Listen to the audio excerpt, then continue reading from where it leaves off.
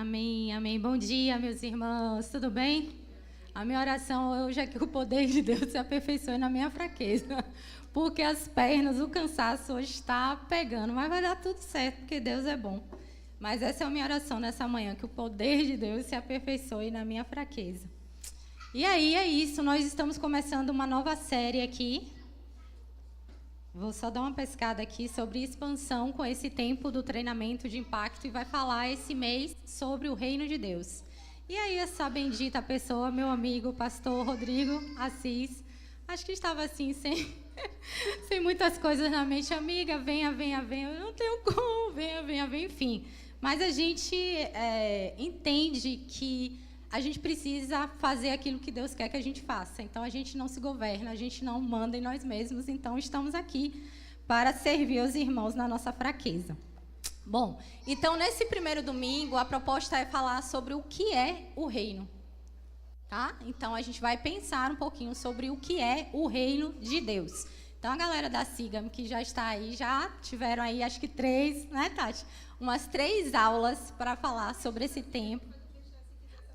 Não, claro, eu ia fazer isso em algum momento, com certeza. Eu disse, quando eu estava tentando estruturar, eu disse, não, isso aqui não tem como a gente falar tudo, aprofundar tudo, então só na Siga-me, tá? Então, assim, vai ser um passant aqui, só para dar aquele gostinho, mas se matriculem na Siga-me, porque são 3 aulas para nós aprofundarmos mais. Mas o fato é que, quando a gente pensa em reino de Deus, e essa jornada de ensinar essa disciplina foi me comprovando que nós, como cristãos, nós falamos sobre o reino, nós cantamos sobre o reino, mas muitas vezes a gente não conhece, de fato, o que as Escrituras falam sobre o reino de Deus.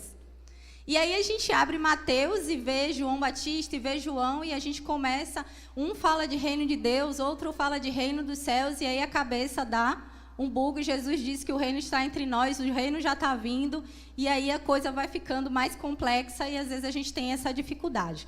Mas nessa manhã, por esse motivo, eu não vou começar, obviamente, em Mateus, né, gente? Então, para pensar sobre o reino de Deus, eu quero voltar.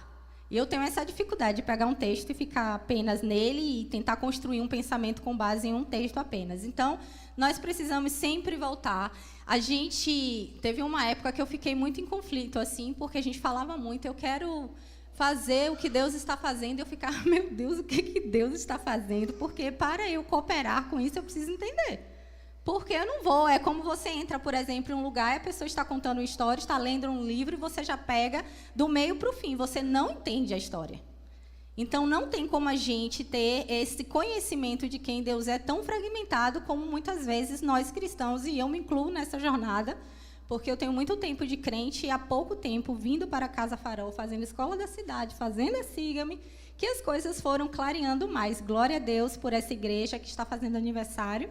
16 anos, palma para todos, debutando, glória a Deus, parabéns, inclusive eu fiz um comentário lá, eu e a minha casa, nós somos muito felizes e fomos imensurável, indescritível, dizer o quanto a nossa casa foi abençoada depois que nós viemos e fazer parte da Casa Farol. Então, assim, é uma alegria muito grande poder celebrar os 16 anos, porque a história vem muito antes de nós.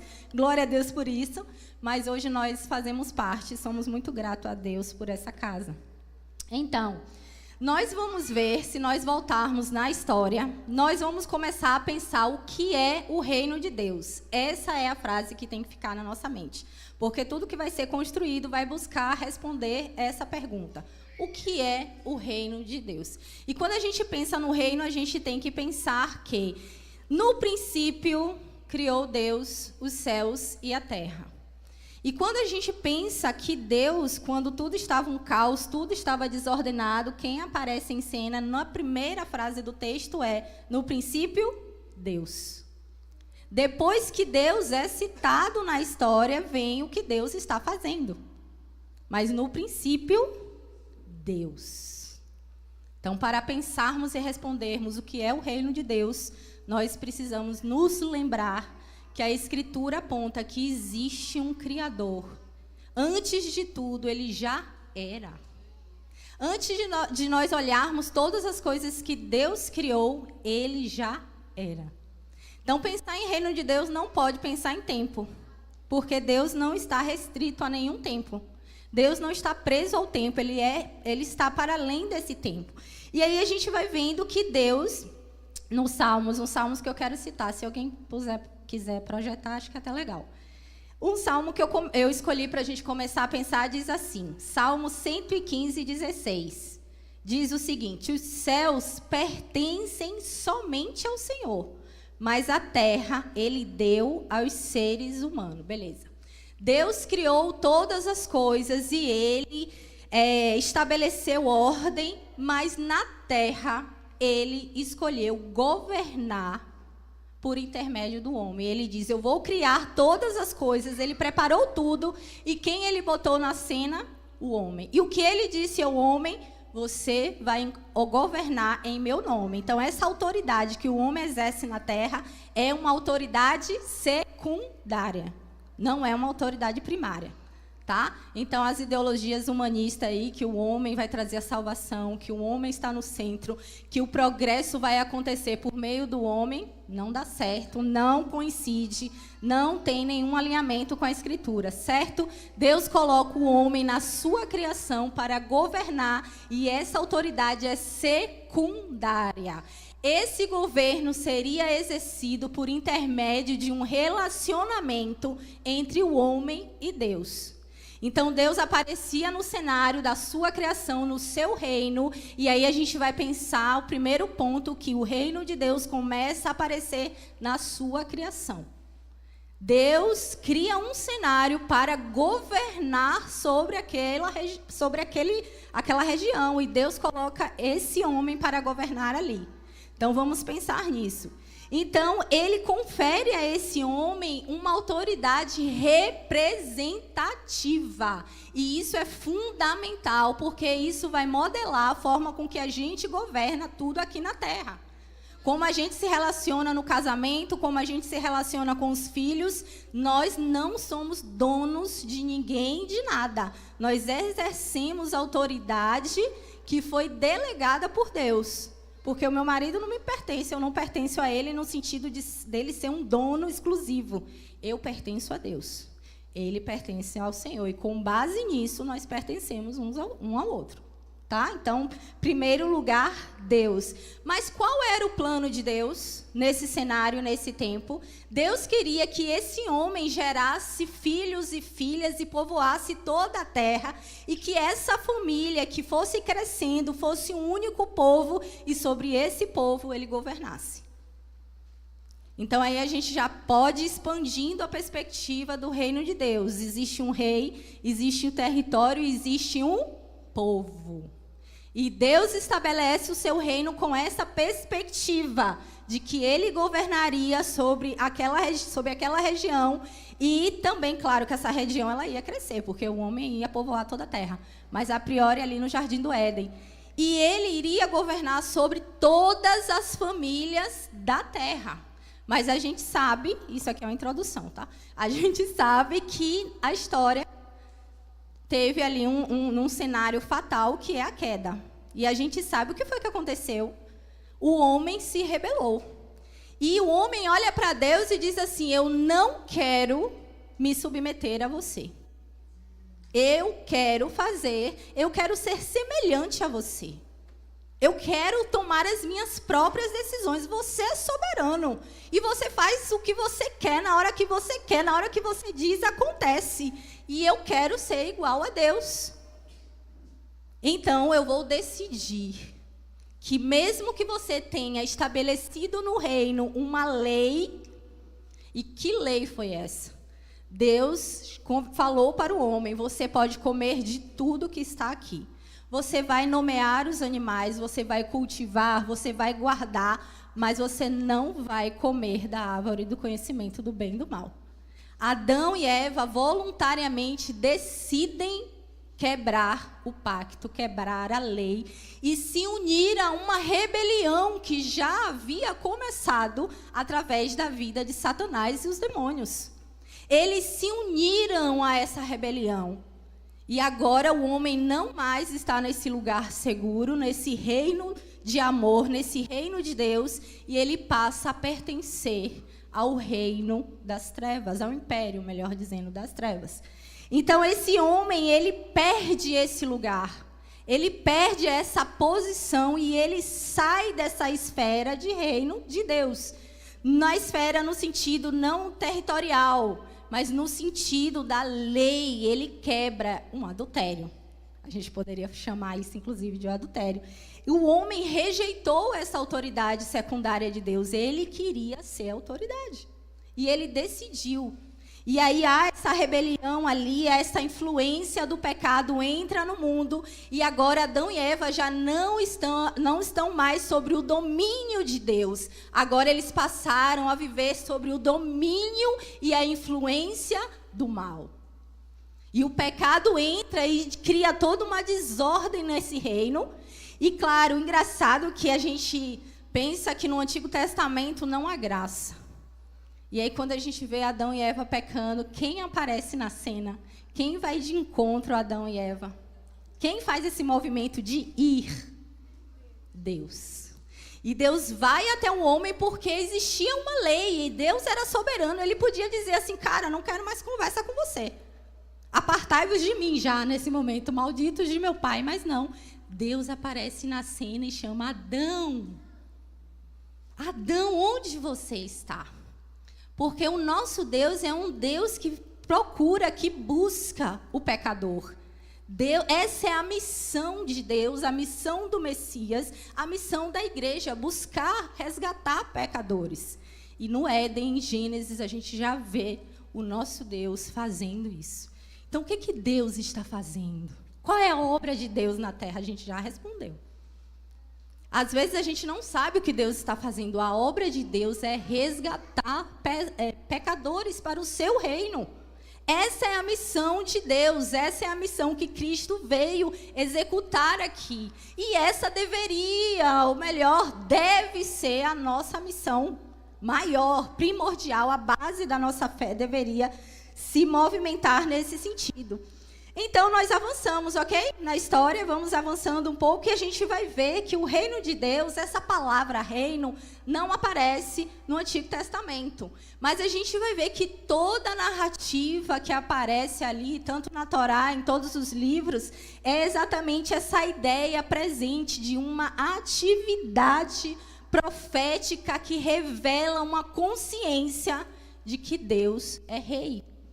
Então, todos os profetas, eles construíram essa mentalidade com base em quê? Eles inventaram isso? Não. Eles liam a Torá. E eles viam que Deus era o Criador, que Deus era o sustentador, que Deus tinha poder, que Deus reinava nos céus. Nos céus o Senhor estabelece o seu trono. Todas essas coisas permeavam a consciência dos profetas da época. Então, eles anunciavam. Eu acho lindo que quando a gente vai ver vários salmos, a gente vê ali no inário, o salmo é o inário, né, de Israel, e eles cantavam essas coisas nas suas reuniões, eles cantavam sobre o rei que viria, sobre o rei que se assenta no trono, sobre o rei que está nos céus, indo para o templo, eles cantavam essas coisas. Quando eles estavam no templo, a reunião também era sobre isso. Todo o salmo está permeado com essa consciência.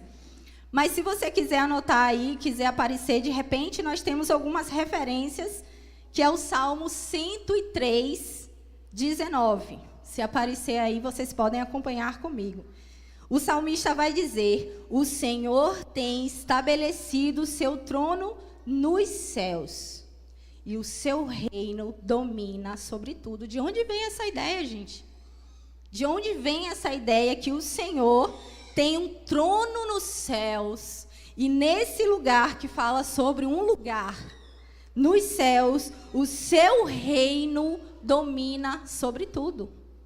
De onde vem isso? Vem das Escrituras, vem deles olharem as Escrituras e compreender esse reinado de Deus. E quando a gente vai para o Novo Testamento, a gente vê ali que aparece uma palavra chamada Basileia. Essa palavra Basileia, ela é traduzida por reino, por governo, por domínio. E ela aparece no Novo Testamento mais de 100 vezes, dizem os estudiosos que contaram, porque eu particularmente não contei. Estou confiando ali nos meus irmãos que são teólogos. Então, mais de 100 vezes no Novo Testamento. Então, o reino de Deus não vai se referir, quando fala que o reino é um domínio, é um governo, não vai se restringir a um território apenas, mas vai se referir à soberania de Deus. Deus, ele é soberano, como lemos nos Salmos, e ele governa toda a sua criação. Porque se Deus não governasse a sua criação, se Deus não sustentasse tudo, meus irmãos, todas as coisas já estariam destruídas.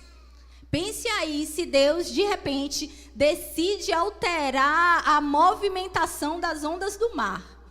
Se Deus nos sustenta e não calcula cada movimento do mar, o que seria? As águas viriam, cobririam tudo, destruiria, como no tempo de Noé, por exemplo, que tudo foi destruído, porque Deus assim ordenou. Porque ele governa, porque o seu trono está no céu e ele domina sobre todas as coisas. Então, Deus é aquele que está no governo de tudo. E o Novo Testamento aparece uma figura aí. A figura que aparece, que fala sobre o reino de Deus, todo mundo sabe, né, gente? Todo mundo aqui, Casa Farol, lê muito Bíblia e sabe quem é a primeira pessoa que começa a anunciar o reino no Novo Testamento. Para ver se vocês estão dormindo ou estão acordados. Quem é essa pessoa? Vocês não valem. Quem? Exato, ó, bilíngue aqui, viu, John? Exatamente, João aparece na cena. E repare, a gente saiu lá da criação, a gente passou pelos profetas, tivemos ali também, a gente vê que os sacerdotes, os reis, todas essas coisas figuram uma realidade vindoura. E a gente transicionou para o Novo Testamento e encontra essa palavra se repetindo várias vezes. E a gente vê um homem se levantando, João Batista. E a mensagem de João Batista qual era? Mateus 3:2. Arrependam-se, pois é chegado o reino dos céus. E aí a gente precisa esclarecer a interpretação. O reino dos céus, não é o reino no céu. Então a gente não vai para o céu, o reino do céu, que significa a origem do reino, de onde esse reino vem para nós. O reino está vindo de onde? Nós lemos lá em Salmo. Onde é que o Senhor está sentado no trono? Nos céus. De onde ele está vindo? Dos céus. O reino de Deus está vindo do céu. Jesus disse: orem assim, Pai nosso que estás no céu. Então, essa interpretação de que nós vamos subir, que vai ter essa movimentação, vai destruir, vai ficar tudo aqui, a gente, nesse texto aqui, não encontra esse embasamento, porque o reino, João Batista diz, arrependam-se, pois o reino dos céus, o reino que está no céu, a realidade que está no céu, a glória que está no céu, a justiça que está no céu está vindo. E com essa justiça virá o rei de toda a terra. Virá aquele que está assentado no trono para sentar em um trono de glória aqui na terra, no nosso meio. E ele estará conosco, reinando entre nós. Então, João Batista está preparando o povo. E aí a gente pensa, os mensageiros, quando iam com o rei para a guerra, eles iam, eles guerreavam, eles batalhavam. E aí o que acontece? O rei vem, porque ele está cansado, e afinal de contas ele é o rei. E ele manda um mensageiro. E o mensageiro tem que correr para chegar lá e dar a notícia. O mensageiro, quando chega, coitado, ele é um servo, ele chega todo acabado, todo ferido, mas no meio de uma praça pública.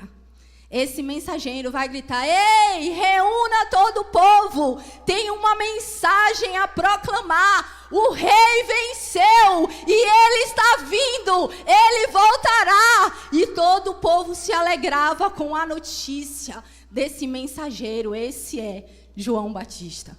Ele prefigura essa pessoa que antecede o rei para anunciar que o rei venceu e que ele está vindo. E quando ele fala de arrependimento, ele diz: olha só, o rei venceu, o rei está vindo, então se arrependam, escolham de que lado vocês estão.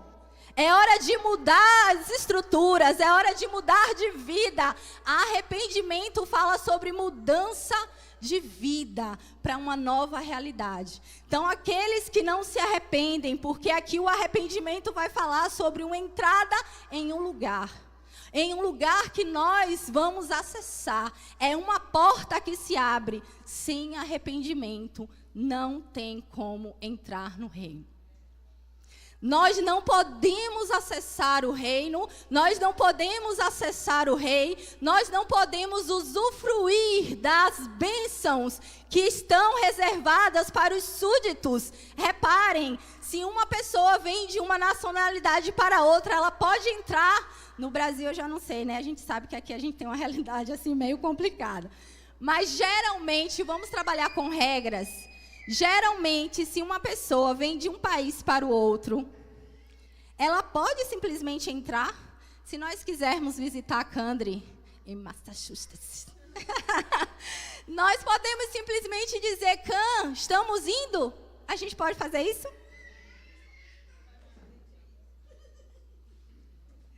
A gente precisa se regularizar. E aqui já é uma palavra para nós. Regularizar, no modo engraçado de falar, por assim dizer, o que eu quero dizer é que nós precisamos olhar a nossa vida, olhar todas as áreas da nossa vida e perceber se as coisas estão ok, checar todas as coisas, conferir todas as coisas, para que quando a gente chegue no avião, no aeroporto, onde quer que seja, nós não sejamos barrados. Porque isso é o arrependimento, é olhar para a nossa vida e ver o que está errado, colocar diante do Senhor, para que na hora do embarque nós não venhamos a escutar: apartai-vos de mim, malditos, que eu nunca vos conheci. Ou foi uma jornada inteira como clandestinos, como aqueles que achavam que faziam parte do reino, mas estavam fora, estavam desqualificados, não ajustaram, não se arrependeram e estarão fora.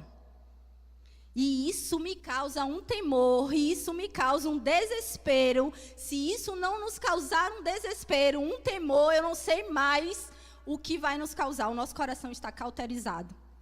Porque isso é muito sério. Então, nós vamos olhar para as Escrituras e vamos ver no primeiro ponto que o reino de Deus, ele não é o céu, ou seja, apenas o céu.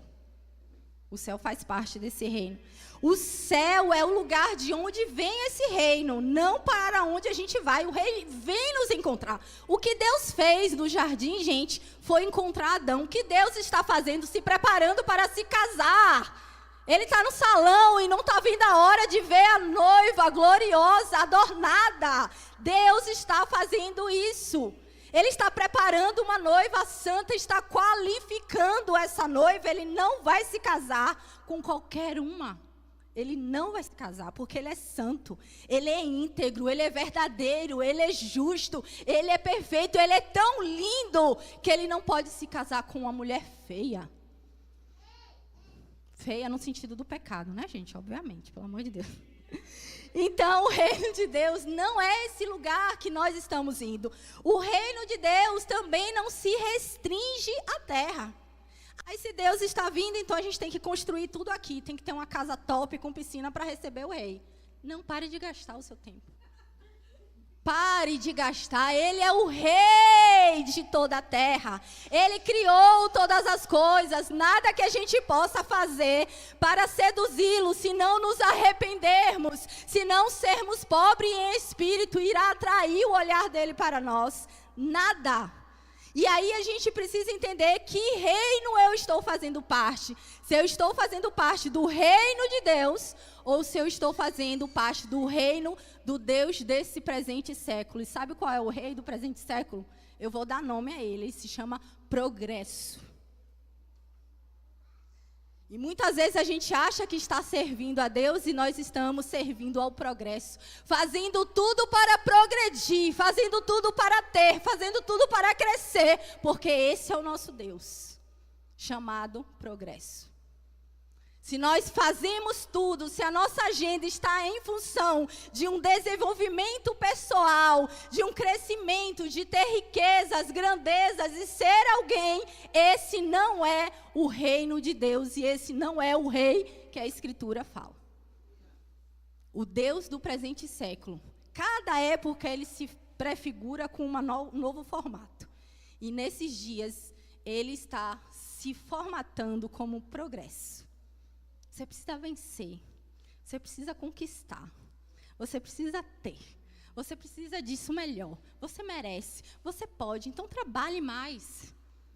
Gaste toda a sua vida nisso, porque esse é aquilo que esse Deus está pedindo de nós. Ele pede nenhum outro Deus, todos os deuses, falsos deuses, eles vão pedir nada mais do que o nosso tempo e a nossa vida. Então, nós vamos ver que o reino de Deus não é apenas um espaço geográfico, mas ele cobre todo o território, todas as coisas criadas que nós podemos conhecer, das quais não temos conhecimento, do que a gente vê, do que não vê, do que está oculto, tudo está sobre o governo e domínio de Deus. Tudo. Não caiam nessa ideia de, peguei uma gripe, é do diabo. Pode até ser, minha irmã. Mas Deus permitiu. E eu fico impressionada que Deus tem um controle. Eu fico, meu Deus, como é que você, Deus, meu Deus, consegue ter tamanho controle sobre as coisas? Porque Ele diz que não cai um fio, gente, eu tenho muitos fios, embora o cabelo não seja assim muito, não cai um fio do seu cabelo sem que Deus não permita. Tamanho controle que Ele tem sobre tudo. Se você tem cabelo cheio ou não tem, não, gente, ele tem o controle de fio de cabelo das pessoas. Que loucura é essa? Isso é muito... A gente olha para a Érica agora, a gente que é mãe, por exemplo, que gerou a criança, eu não tenho noção de quantos fios tem, mas Deus sabe. Porque Ele controla todas as coisas nos céus, na terra, em todas as esferas. Então, o reino de Deus é mais abrangente. O reino de Deus é maior que o céu, é maior que a terra, é maior do que a própria igreja. E aí a gente cai também, né, numa dificuldade aí que só na Siga-me para estudar isso. Só na Siga-me. Então, o reino de Deus não é a igreja. O reino de Deus não é a igreja. Porque às vezes a gente constrói algumas estruturas na nossa mente. Eu vou para a igreja porque a igreja é o reino de Deus. Eu vou fazer não sei o quê porque é o reino de Deus. Porque a igreja é o reino. Gente, isso aqui não é o reino de Deus, não. O reino, ele vai criar a igreja. Por causa do reino, nascem os súditos, nascem os discípulos, nascem aqueles que, redundante talvez ou não, nasceram de novo. Então, o reino, ele vai criar isso. Ele vai criar a igreja, mas a igreja não é o reino de Deus. A igreja, ela é a embaixada do reino. Jesus entregou as chaves dos céus à igreja. A igreja tem autoridade também dada de forma secundária pelo rei. Mas a igreja, ela não é o reino em si, ela testemunha do reino. A igreja testemunha, a igreja prepara o caminho para o rei. E essa é a missão da igreja hoje. Fazer o mesmo que João Batista fez, anunciar o reino. E às vezes a gente perde tanto tempo discutindo, não no sentido da briga, mas pensando, criando debate sobre tatuagem é pecado, brinco é pecado, chapinha é pecado, batom vermelho é pecado. Gente, a gente perde tempo na internet ou com discussões aleatórias, e a gente perde tempo de estar, de fato, anunciando aquilo que é essencial.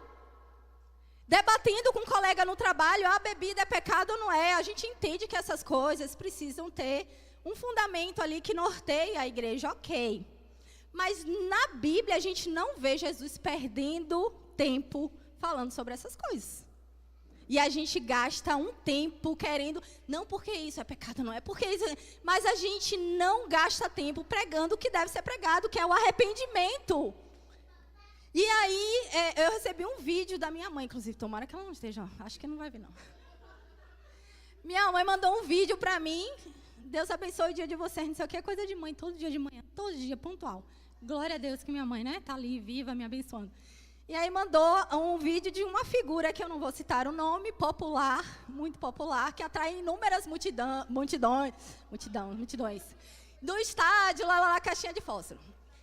E aí, no final, ele disse assim, a Bíblia diz que o mal por si mesmo se destrói. Hã?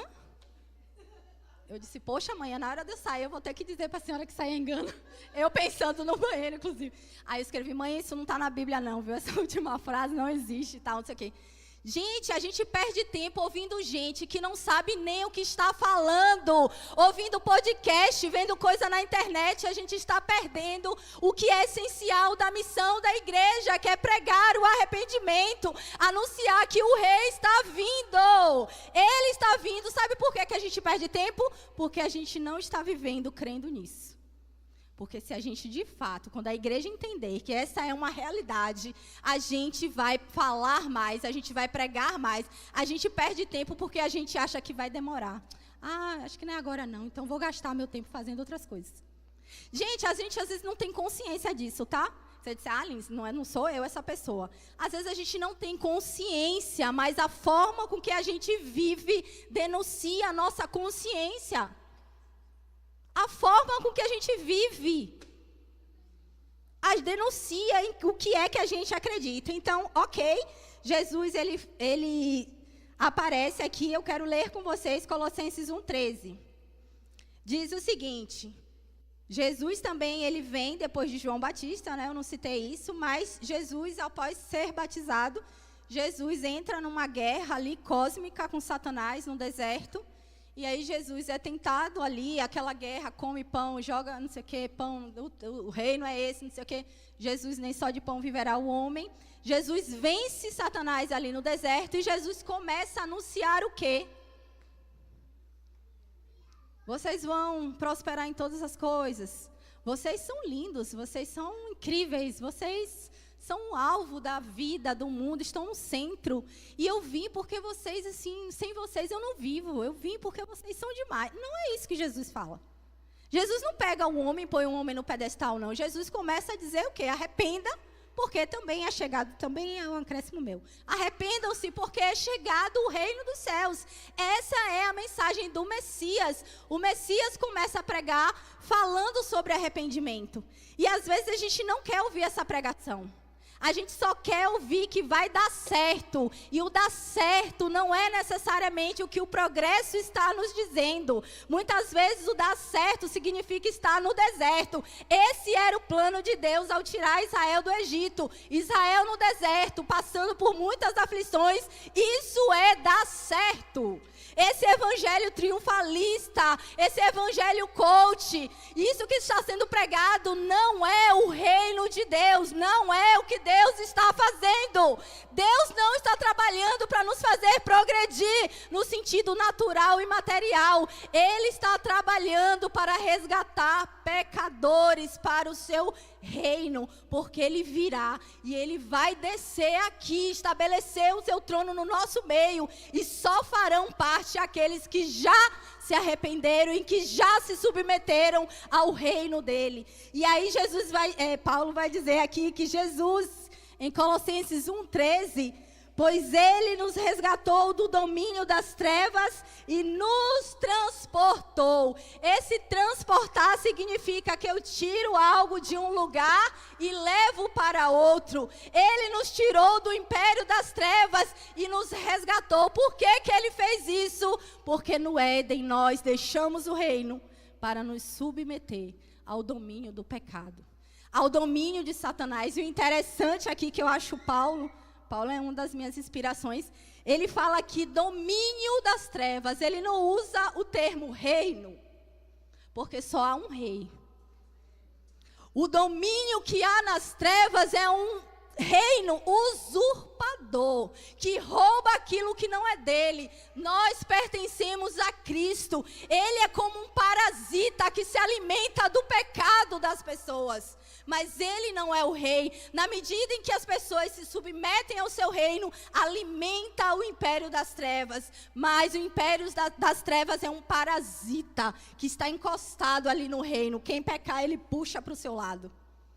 Mas nós fomos criados e Cristo se revela. Ele nos resgatou desse domínio para nos transportar. E aí agora a igreja, nós fomos libertos desse pecado e agora nós fizemos o caminho de volta. Porque assim como o Pai faz, aquilo que o Pai faz, o Filho vê e faz também. Assim como Deus olhou para Adão e disse: Adão, onde está você? Apareça! E encontrou com Adão e proveu para Adão condições de vida, mesmo quebrando a aliança. Deus proveu condições para que o homem ainda tivesse vida, sobrevivesse, comesse, mantivesse o seu casamento, tivesse filhos. Deus é gracioso, existe graça na lei de Deus. Parece dicotômico, mas é isso. E aí o que é que acontece? O que é que o filho faz? O filho não desce para vir curtir a night, para beber todas, para curtir. Não, ele vem para fazer o que ele viu o pai fazer. E aí, quantos de nós estamos vivendo esse reino de Deus, olhando para o pai, olhando para o filho e fazendo o que eles estão fazendo? Aí é pergunta retórica, como disse. Então, nós vamos ver que Jesus, eu vou acelerar aqui, nós vamos ver que Jesus, ele é um cumprimento. Os profetas falaram que um menino viria, um filho se nos deu, e o seu nome será maravilhoso, conselheiro. Então, os profetas tinham plena consciência de que o rei viria à terra. Mais uma vez, eles tinham essa consciência e eles diziam. E aí eu quero entrar no texto aqui, que vai ser muito simples, porque acho que esse texto aqui, inclusive, eu achei que se eu falasse só dele, não daria a perspectiva real. Mas vamos ler aqui Lucas 13, de 18 a 21. Jesus, ele vai falar sobre... vai usar parábolas, a gente sabe disso, para falar e materializar o que era o reino de Deus. E ele se utiliza de conceitos da sua época para explicar. E eu acho engraçado que quando eu fui ver o texto todo, que eu sou assim, eu preciso ler tudo para poder entender o antes, o depois e tal.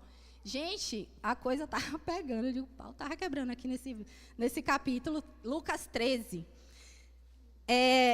Galileus estavam sendo mortos no início do capítulo 13. Estava uma confusão terrível, era sábado, Jesus curou uma mulher que tinha um problema nas costas, corcunda, né? Jesus curou essa mulher e os discípulos e a multidão e o povo estavam tudo louco. Jesus, a Bíblia fala, certo dia no sábado, Jesus pregava no templo. E aí essa confusão inicial toda estava acontecendo. E aí perguntam para Jesus. Jesus começa a explicar sobre o reino e ele diz o seguinte. Depois de tudo isso aí que estava acontecendo, essa confusão, depois vocês leem. Então Jesus perguntou, a que se assemelha o reino? Porque ele foi questionado se poderia curar no sábado. E aí ele responde, então Jesus perguntou, na verdade, o que se assemelha o reino de Deus? A que o compararei? Até o 21, por favor. Este se assemelha a um grão de mostarda que um homem semeou na sua horta.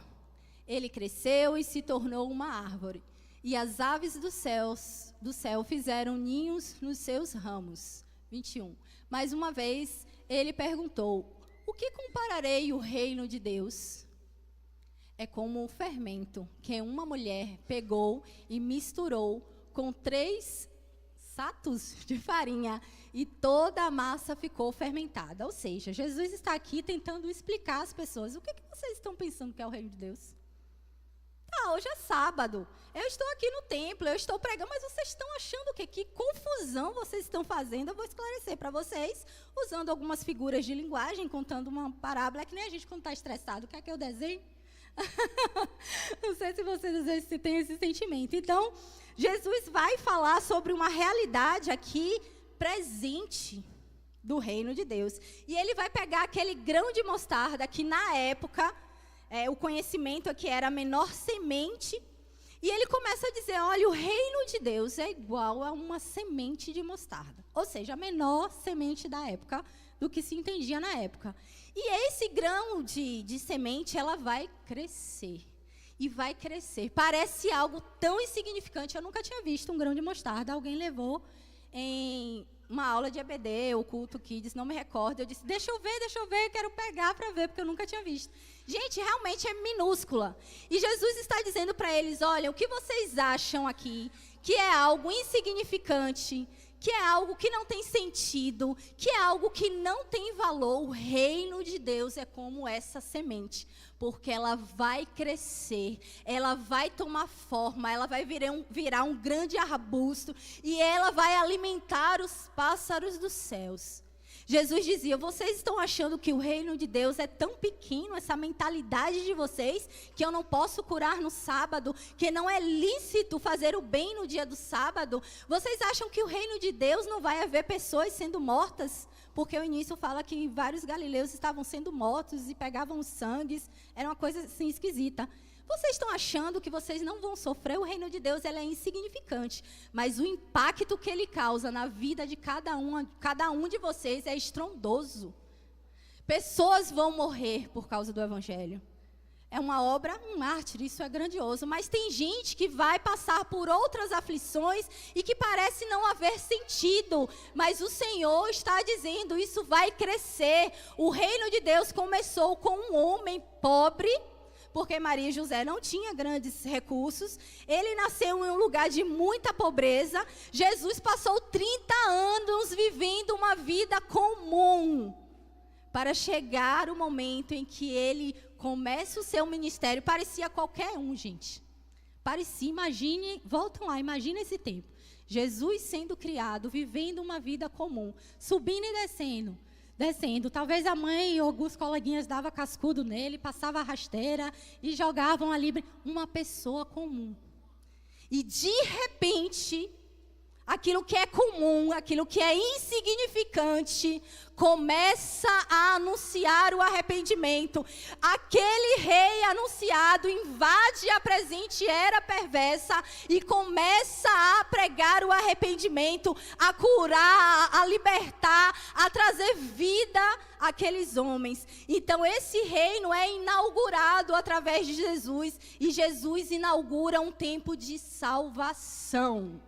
O reino de Deus é inaugurado quando o rei vem, aquele homem insignificante, um galileu, invadiu a era perversa para anunciar, chegou, arrependam-se porque está muito próximo, eu já estou aqui, não é tudo ainda, mas já começou.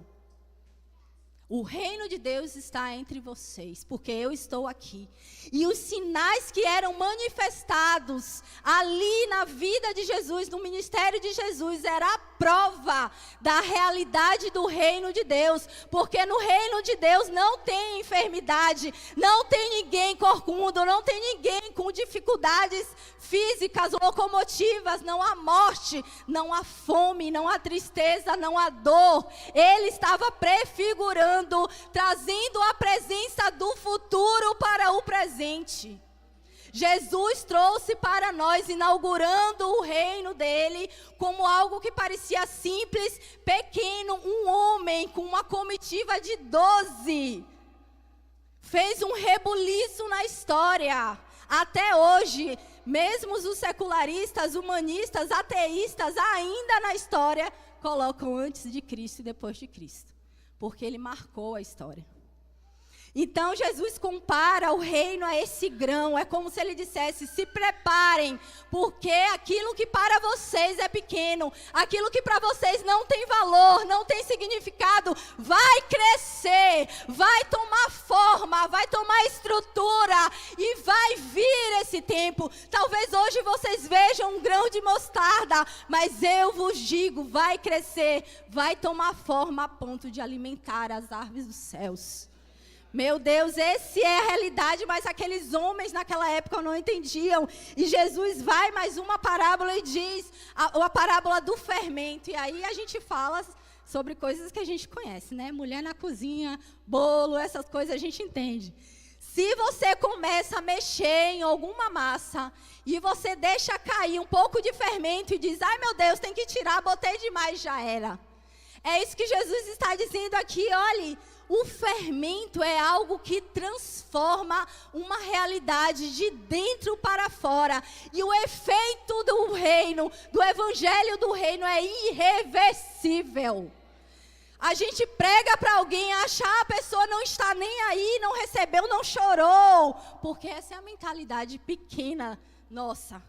E Jesus olha para o povo e diz assim, olha, o reino de Deus é como um fermento. Quando você lança o fermento, o efeito é irreversível. Vai crescer, vai tomar forma e vai cumprir o propósito pelo qual eu o estabeleci.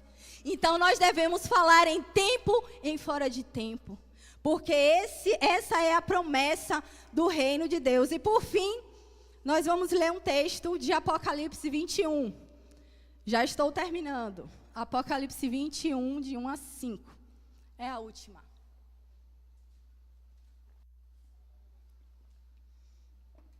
Então, nós estamos tentando responder o que é o reino. O reino não é a igreja, não é o céu, não é a terra. O reino de Deus começou bem antes de Mateus. Mateus vem para contribuir, para trazer muita coisa. E por que Mateus usa, acho que eu não falei isso. Por que Mateus fala reino dos céus? Porque a audiência de Mateus era os judeus. E ele adaptou ali para não ofender aquele público. Mas é a mesma coisa, reino de Deus. Vamos ler aqui. Apocalipse 21. Então vi novos céus e nova terra. Não sei se eu estou atrapalhando aí. Pois o primeiro céu e a primeira terra tinham passado, e o mar já não existia. Vi a cidade santa, a nova Jerusalém, que descia de onde? Descia dos céus, da parte de Deus, preparado. O que Deus está fazendo? Preparando essa cidade, e ela vai descer. Se reino vem, a cidade vai ser estabelecida como uma noiva adornada para o seu esposo. Ouvi uma voz alta que vinha do trono e dizia: eis que o tabernáculo de Deus está com os homens, com os quais ele viverá, gente. Ele viverá no nosso meio. Eles serão os seus povos. O próprio Deus estará com eles e será o seu Deus, e o Deus dele, o seu Deus. Ele enxugará, o reino de Deus, ele enxugará dos seus olhos toda lágrima. Não haverá mais morte, nem aflição, nem choro, nem dor, pois as coisas antigas já passaram. Aquele que estava sentado no trono disse: vejam, eu farei nova todas as coisas. E acrescentou: escreva isso, registre, pois estas palavras são verdadeiras e dignas de confiança. Essa é a verdade do reino de Deus, que o nosso Deus vai descer com uma cidade preparada e ele reinará no nosso meio. Ele habitará conosco como era no Éden, mais uma vez. Essa é a verdade, essa é a nossa expectativa e deve ser a expectativa diária. Essa deve ser a expectativa diária. Então nós vamos olhar e ver que Jesus, como o grande rei de toda a terra, invadindo a presenteira perversa para nos resgatar, para nos tirar desse lugar, desse reino, desse império das trevas, para o reino do Filho do seu amor. O reino de Deus invadiu esse tempo para nos resgatar. Nós fomos resgatados, nós pertencemos a Ele agora. E Ele traz para nós realidades do mundo vindouro para a era presente. Recebemos nele salvação, vida, comunhão. Essa é uma realidade parcial, mas real. É real, meus irmãos, é real. Um Deus que quer se relacionar, um Deus que tem nos buscado todos os dias.